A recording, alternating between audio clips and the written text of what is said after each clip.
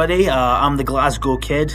I've been doing stand-up for about 6 months now on the Glasgow circuit. I was inspired to start mostly because I've always enjoyed making people laugh. I think stand-up is one of the greatest art forms in the world. From an outsider looking in, it can seem really easy, you know. You can throw on like a Jimmy Carr special or something like that and watch this guy absolutely nail every joke and just know how to work a crowd. But the actual grind to get there is so rewarding. I'm still an amateur, so each gig is a learning experience for me, whether I do badly or I do well. Feeling pretty good. You know, I've played the Keg a couple of times before, and it's always a good laugh. You've got a great crowd of people here. Everyone knows everybody. And it's just like, see, when you're starting out in amateur stand-up comedy, you got to use these places. I use it to test new material, more so than like try and expand upon my minutes. Here, I'll try new jokes that I've written down and I just want to test out before I take them to the other clubs and work on tightening my minutes. But here I'm probably going to remix a bit of some of my old stuff with a little bit some new jokes I've been working on, and hopefully it all goes well. But it's always a great crowd in the Keg. Well, being an autistic comedian, I often get put a lot of the subject matter when it comes to vaccines. Who here has been vaccinated from COVID? Let's give us a shout.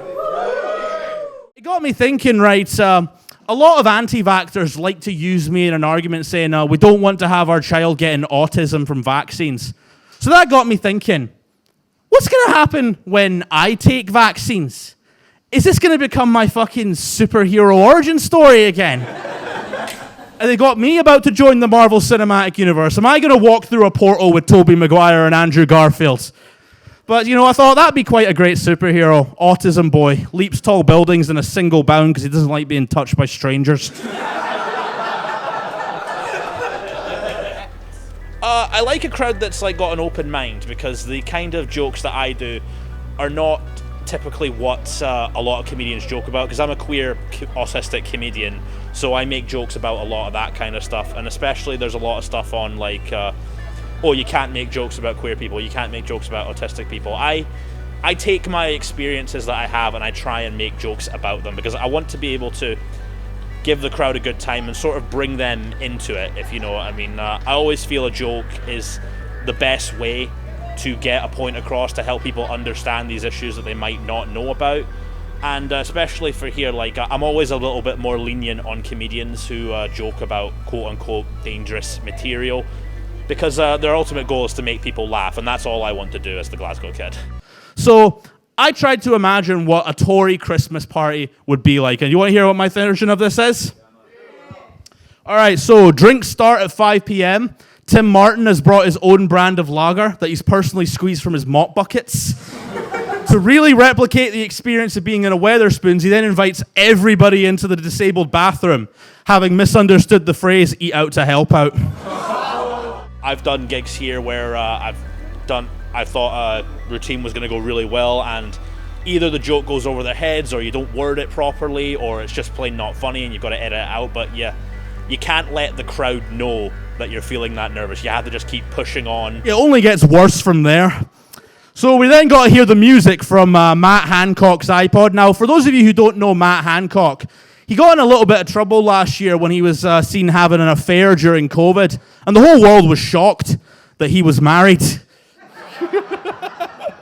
But no, so we're going to hear a bunch of music from Matt Hancock's iPod, including the classic Kisses, I Was Made for Loving You, sung to a portrait of the Queen, who can't attend as she's helping the school choir set up the Royals' Christmas tree. Prince Andrew won't stop fucking rocking around it.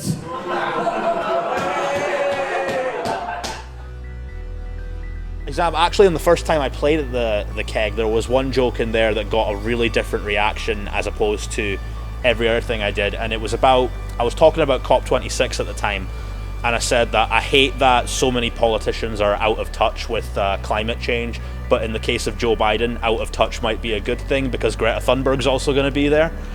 And that joke got a really mixed reaction. Like, I approached it from, that's a joke about Joe Biden touching girls' shoulders, but I think they might have perceived it as making fun of Greta Thunberg, which, once again, as I said, you can't blame the audience for not taking a joke that way. Maybe I phrased it wrong, maybe I played it a little bit too silly, But that's something that I take note of later, and I go back to that joke and I think, all right, how can I rework that to ensure that it's funnier? You test it at other clubs, you tighten it, and you make sure that everything just works, because, like I said, the last thing you want to do is blame the audience for not laughing at a joke.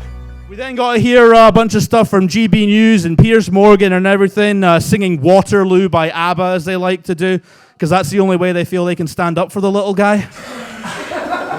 If you paid attention in history, you might know that joke. But no, afterwards, they've all got to get the train home so they can avoid being pelted with piss-filled snowballs. But there's one last thing they've got to do. Now, the feast. The feast, that's the best part of a Christmas holiday. Who had a really good Christmas feast last year? All right, and who had a shite Christmas feast last year? You know what, I'm on a student budget, so my Christmas dinner was turkey dinosaurs. But no, the stuff they have at the Tory Christmas party, they keep the frozen turkey that they've had in their freezers all year, so that still needs a little bit of time to defrost. So they've got to keep themselves busy by munching on David Cameron's pork roast. Very salty. Before hearing that he's marinated it himself. Keg here is like a family, so when people are shouting out at me, it adds to the joke rather than take away from it. But they're good sports, they go along with it. There's no one trying to batter me. There's no secret J.K. Rowling fans in there or Tories in disguise, and I'm thankful for that. That's why I love playing at the Keg.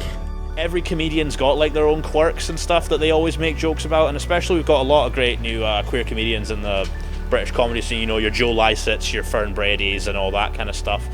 And I always like that they can break barriers down and make those things accessible to people who wouldn't otherwise know about them. Like, one of my favourite comedians, obviously, is Frankie Boyle. And when I was younger, I liked how edgy he was, but I never quite got the context behind a lot of his material. But then as he went on and did later stuff and got more political with his jokes, not only did it make me laugh, but it got me like really interested in the subjects behind what he was joking about, and I'd say it's made me a more knowledgeable person. So I'd hope to try and do that with my jokes regarding queerness and autism, but at the end of the day, the goal is to make people laugh.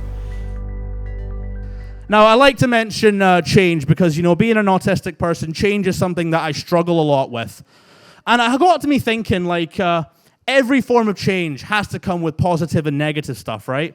Cinderella, one of the greatest stories of all time, proved that something as simple as a new pair of shoes could change your life. But the latest Cinderella movie on Amazon proved that no beloved childhood story is safe from James Corden. Hallelujah.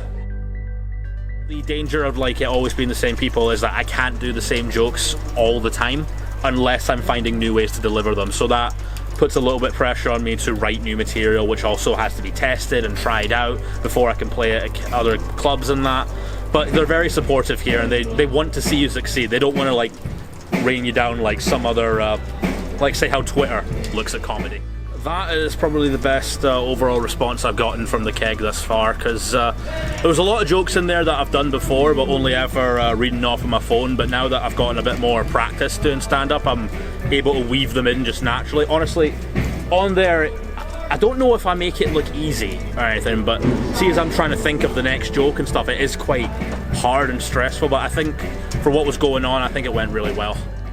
So fuck it, let's do some J.K. Rowling jokes and get this thing rolling, shall we? Do you think when J.K. Rowling goes for a pregnancy test, she brings a sorting hat? I heard that J.K. Rowling actually turned down a cameo in Harry Potter and the Prisoner of Azkaban. The reason's pretty simple. They didn't want to cast a trans person to play her boggart. And we always thought that J.K. Rowling based Hermione off of herself, the compassionate, caring, book-smart hero. But I've discovered recently, it's actually Moaning Myrtle. A screaming banshee stuck in the past, peeking at genitals in a bathroom. All right, ladies and gentlemen, I've been the Glasgow Kid. Thanks very much.